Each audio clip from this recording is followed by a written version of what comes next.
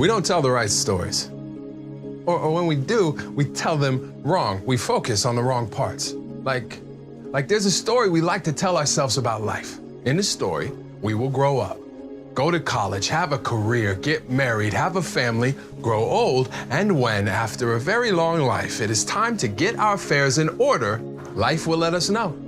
As if death will be so kind as to warn us, he will inform us, like when at the end of a trip, a text arrives, an alert to our phone that says, say your goodbyes, tend to your home, contact your lawyer, settle your affairs.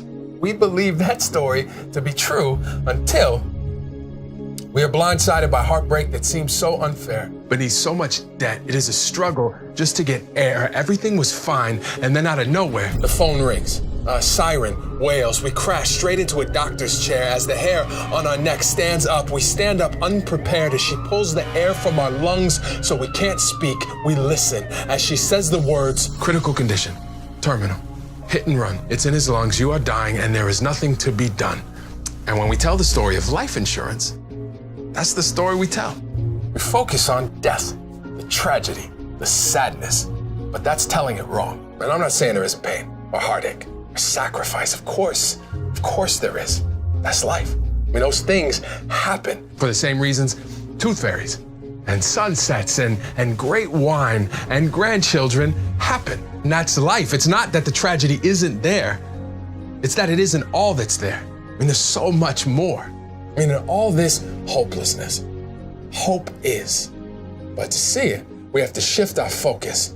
Like standing in the middle of a burnt out forest, only we don't notice. Instead, we are drawn to where a perfect blue crocus lifts up its head to remind us that on the most tragic days, after we are dead and gone, life will find a way to go on. I mean, sometimes what happens in a moment stays with us for years, and yet the living must lift the head.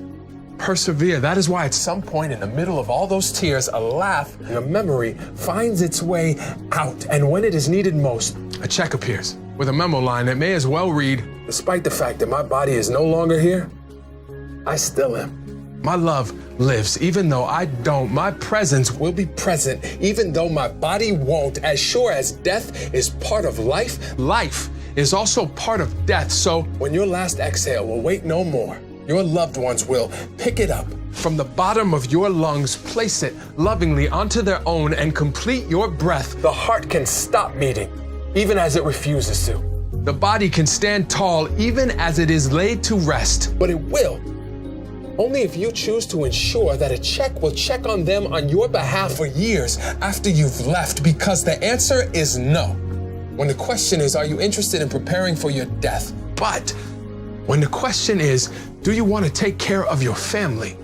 The answer is always yes. If you ask my dad about dying, he will tell you he doesn't worry about his final resting place. He worries about my mother and paying the mortgage so she will finally have a place to rest without worry. My friend told me he had one thought as his son raced to the hospital at 3 a.m. with him in the back seat struggling to breathe. He thought, what will happen to my son if I die?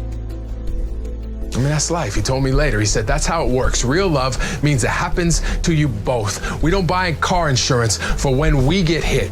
We buy it for when we hit someone. We don't buy life insurance for when we die. We buy it for when they don't.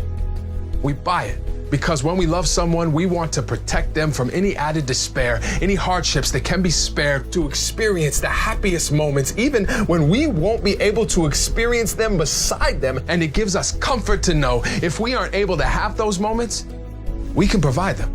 I mean, moments like walking down the aisle, right? Or the first grandchild born, moving into your new dorm, eating together as a family, hanging pictures on the wall of your first home. In all of those moments, Dad is here, Mom is with us, Ethan lives. It is because of Susan this was possible. In all of those moments, we are none of us alone. This is not about memories, but what our lives are able to become. This is about understanding that when you love someone, you do whatever you can to help them, to hold them, to enfold them in the truth of this immutable fact. Life insurance is the final loving act of a person who at the end didn't see flashes of his own life. Instead, he saw the future he wanted for his parents, his kids, his wife, and he knew that if their pain could somehow be lessened, their load perpetually lightened, then perhaps their grief will be less sharp than it might have been. And by preparing for what might be, despite being frightened, it's like taking your loved one softly by the wrist, holding out the life insurance as a gift and saying, This is for all the flowers I would have bought. These are pennies for all of our children's thoughts, the mortgage for the house we finally got. I don't know if it's enough, babe, but it's a lot. Please use it to make the life we dreamed about exist. And if our kids ever wonder if I love them, you give them each a kiss while clenching this life insurance policy in your fist, and you tell them there is no doubt he loved us. He did this